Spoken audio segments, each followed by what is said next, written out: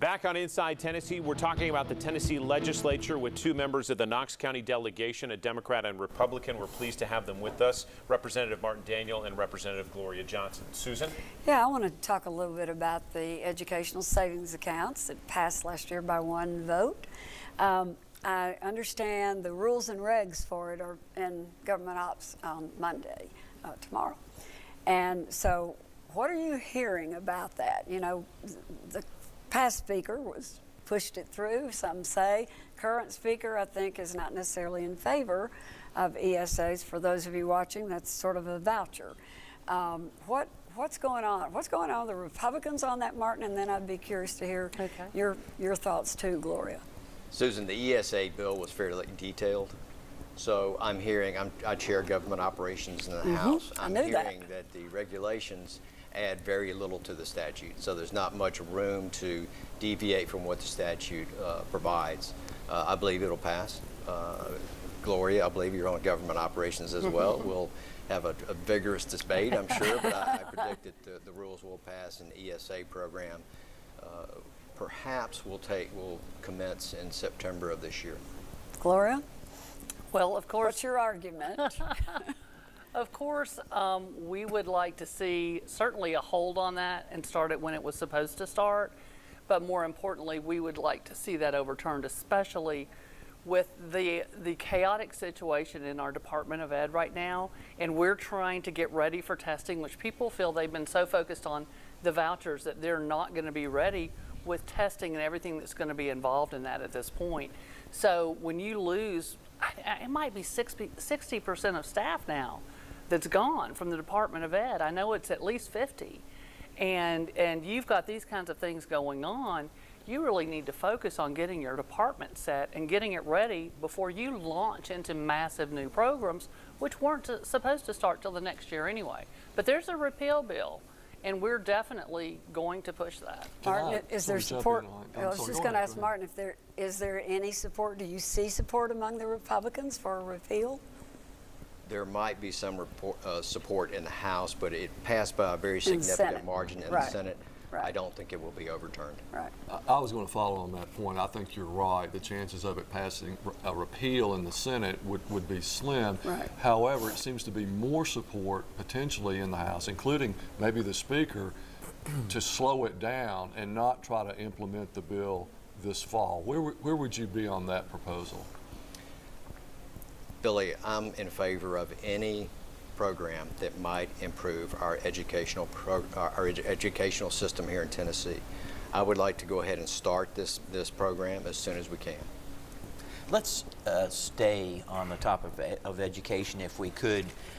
We have heard continued complaints about the fact that some classes are dragging, like third graders, in terms of reading and performances there.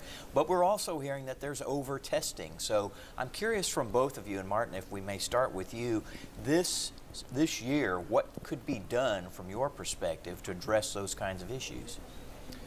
I think we have addressed the over-testing issue. We've tried to relax the number of tests that are imposed on our students. We're concerned about that. I spend a lot of time over at Bearden High School and the elementary schools in my district, so I'm very familiar with that issue. So I do think we're taking steps to alleviate the excessive testing. And in your district, is that an issue that people care about? It is, yes. Yeah. They mention it when I talk with them at their doors. Yes. Your take.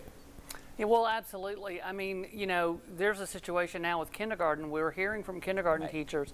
There's 50 days of kindergarten that are involved in either testing or test prep or something like that. I don't think I They're had one day talking of about testing kids stressing about in kindergarten, and you want kids to love school in kindergarten. That's where we're doing art and music, and you know, I love my friends, and that's what we're supposed to be doing. But 50 days. It's just absolutely wrong. And what I hear from teachers every single day is we have got to get rid of the high stakes test. We have to test our kids. Teachers invented tests. We don't want to get rid of testing. We want tests that make sense for kids. I was talking to somebody from one of the education organizations, and then that is pro these high stakes tests. And you know, I said, she goes, well, don't they help you in determining your kids? I was like, they don't get them till the middle of the next year. So even if I was the next grade up, they don't help in placement or anything. They don't help.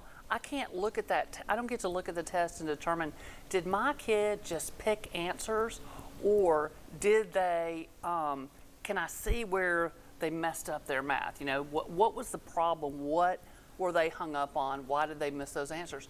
We don't get to see that. It's meaningless. We could do meaningful tests like the Ames Web that kindergarten teachers are already doing. Beginning of school, mid-year, end of year. And they do it individually. When you test a kid individually, you really get good data. And that's what we should be doing. To John's question on the reading in particular in third grade, we've talked a lot about that on this broadcast, and I'll start with you again, Representative Daniel. Are truly more than 60% of third graders unable to read at grade level and not proficiently, as we hear time and again? That's true. Yes, those are the statistics, and it's a mystery to us. The legislature is very aware of that issue. I think that I would like to see students withheld from advancing until they can read at grade level, and we're probably advancing them when they shouldn't be. Representative Johnson, your take on that? You were shaking your Yeah, head. it's actually not really true. And I was listening in committee, and it was my first day on committee, and I'm trying to listen before I jump in there. But if you look at the NEEP test that's given every 2 years, and that's where we had that one big bump that 1 year. Several years ago, we've had no bump since. The way that, if you have to understand their meaning for, they have proficient, and then they have the one that's not quite proficient. I can't even think of the wording right now. But actually, they're proficient on the NEEP means they can do everything possible with that language. So it goes beyond reading. Really, that second level is readability.